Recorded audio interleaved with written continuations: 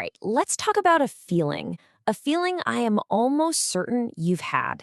It's that low-grade hum of anxiety in the background. That sense that the world we're living in is just a little bit fragile, right? Yeah, that's it right there. It's this nagging sense that something is fundamentally off kilter. And you know what? It's not just in your head. So today, we're going to try to put a name to that feeling, to find a framework for what's actually going on. Let's dig in. So, where do we even begin?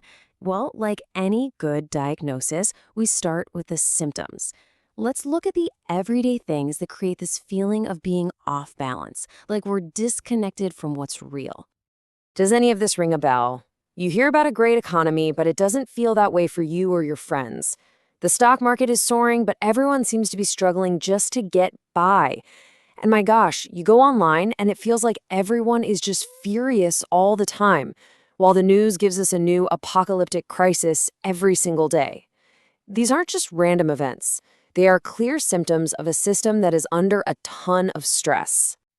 But here is the most important part. This isn't just random chaos. This feeling we all have, it's not an accident. There's an actual logic to it, a set of incentives that got us here. And once you see the framework, everything starts to make a whole lot more sense. And here's the thesis, the big idea from our source material. Our society's instability, this constant anxiety, it's built on what are called the two core fragilities. Number one, a broken attention economy that actually profits by making us fight with each other. And number two, a broken, real economy that makes people feel like they've got nothing left to lose.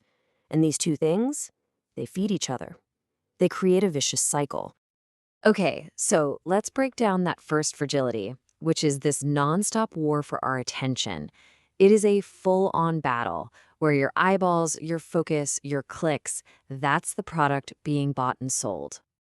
Now, look at this chart. This shows a massive mechanical shift. This isn't about society just suddenly becoming more sensitive. No, this is about media realizing that angry, divisive language gets more clicks. I mean, look at that data. A 500% plus jump in these emotionally charged words right after 2010. That's not an accident. That's a business model. And the reason why is, well, it's brutally simple.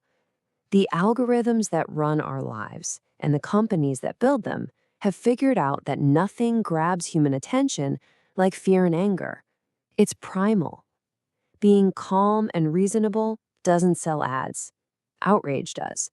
The whole financial incentive is to get us fighting, not to get us informed. The source for this explainer uses this absolutely brilliant analogy. You know that little rhythm, shave and a haircut? Imagine if it just stopped right before the last two beats. It's unfinished, it's annoying, it gets under your skin. It's kind of triggering, right? Well, that's what modern journalism does. They give you an incomplete, emotionally charged story to bait you, to force you to engage, just so you can finish the tune with your angry comments and clicks. And here's the real world's cost of that business model. I mean, this is staggering. For decades, this incentive has literally torn us apart. Back in the 1960s, about half of parents were totally cool with their kid marrying someone from the other political party. Today, it's just 4%. We'd basically been programmed to see half the country as the enemy. But you gotta ask yourself, why are we so susceptible to this? Why does the psychological manipulation work so well? Well, that brings us to the second fragility, the economy. When people are economically insecure, they become vulnerable, and they get desperate for someone to blame. Just look at the absolute bedrock of middle-class stability, owning a home. For our parents' generation, an average house cost about 3 times the average salary. For young people today, it's more than doubled to 7 times the average salary. That foundational promise of building a life is just slipping through our fingers. And this number, wow, this one really drives it home. The average age to buy your first house has shot up from somewhere in your 20s to 38 years old. All these key milestones of a stable life are being pushed further and further away, creating a whole generation of people who feel like they're just renting their lives instead of owning them. And this quote just perfectly captures the sheer absurdity of where we are. Think about that. When your society normalizes going into debt for a pizza, that is a massive red flag. It's a sign of just how distorted things have become and how much financial pressure people are really under. So now let's zoom out.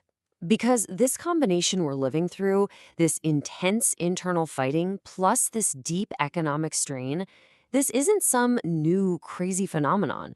It's actually a classic recurring pattern you see throughout history, usually during the late stages of a great empire.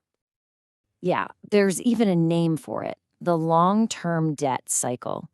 And the theory is pretty simple. Great nations tend to follow this predictable path. They rise, they get rich, and then they get complacent. They overspend, their debt explodes, the gap between rich and poor gets huge, and people start fighting each other. And historically, this always leads to decline. And you can just see this pattern play out over and over again. The Roman Empire, it collapsed after years of massive overspending and devaluing its money. The British Empire, it got buried in debt after 2 world wars and had to give up its spot as the world's leader. And today, well, the United States is showing some very similar signs. A national debt that is just skyrocketing and a currency that's slowly losing its grip. So here is how the two fragilities work together. This is the whole trick. The war for our attention is like a magician's grand illusion. It gets you to look over here, to get angry at your neighbor, to pick a side in the culture war. And while we're all distracted by the fighting, nobody's paying attention to the much deeper economic rot happening right under our feet. Okay, I know that sounds incredibly dark. It's a lot to take in, but understanding the game is the first step to not playing it. So let's shift gears to the most important question.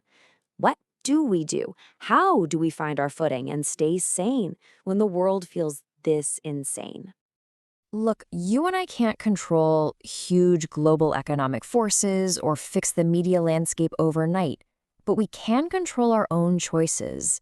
The advice here is to get back to the basics. Be incredibly careful with debt. Focus on building real skills and owning real, tangible assets. Pour your energy into your family and your local community, the stuff that actually matters. And maybe most importantly, see the algorithm for what it is and just refuse to let it make you bitter. And this quote right here, this really gets to the heart of it all.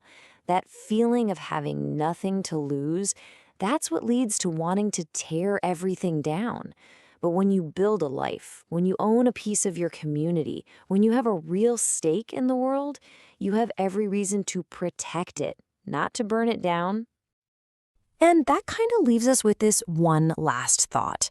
Historians who study these giant cycles, they all point out that after every dark period of crisis and decline, what they call a fourth turning, a first turning always follows, a period of renewal, of rebuilding, of optimism. So the real question for us isn't just about how to get through this. It's about what we can start building today in our own lives to lay the foundation for what comes next.